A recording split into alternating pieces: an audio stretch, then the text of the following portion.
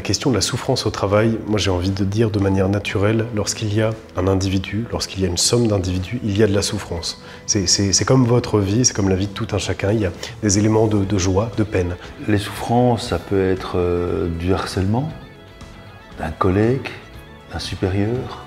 Ça peut être une inadéquation entre la personne, ses compétences et le poste. Ça peut être des conflits interpersonnels avec un collègue.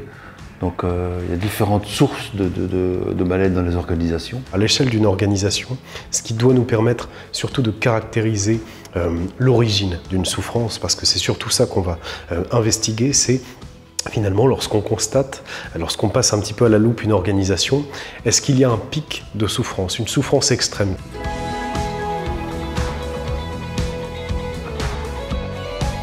Concrètement, APSIZ, c'est l'accompagnement en santé au travail, l'accompagnement individuel et collectif avec un domaine psychologique et également RH. Ça, c'est plutôt un complément sur tout ce qui est en lien avec la gouvernance et l'organisation. Et moi, je trouve plutôt intéressant qu'on puisse s'associer. Ça va nous permettre d'agir globalement sur l'écosystème. Nos champs de compétences sont tout à fait différents. Par contre, on a la même ambition, c'est amener du mieux-être dans l'entreprise. Et donc, eux, ils ont un axe d'entrée, la santé, l'individu. Nous, nos axes d'entrée, c'est le management, l'organisation, la gouvernance. Une de nos interventions, concrètement, c'est d'agir collectivement sur le climat social au travers des entretiens, des ateliers collectifs, des immersions qui vont nous permettre d'objectiver les risques professionnels et de proposer des solutions, qu'elles soient techniques, organisationnelles ou humaines.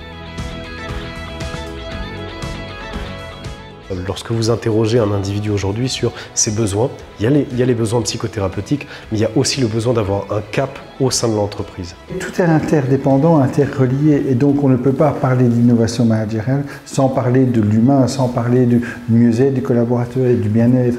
Et donc, effectivement, tout processus de changement a un impact sur le collaborateur, sur l'individu.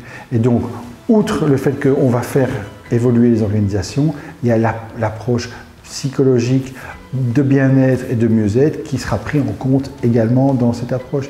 Et donc on a quelque chose d'excessivement complémentaire qui prend en compte toutes les dimensions d'une innovation et d'un projet managérial.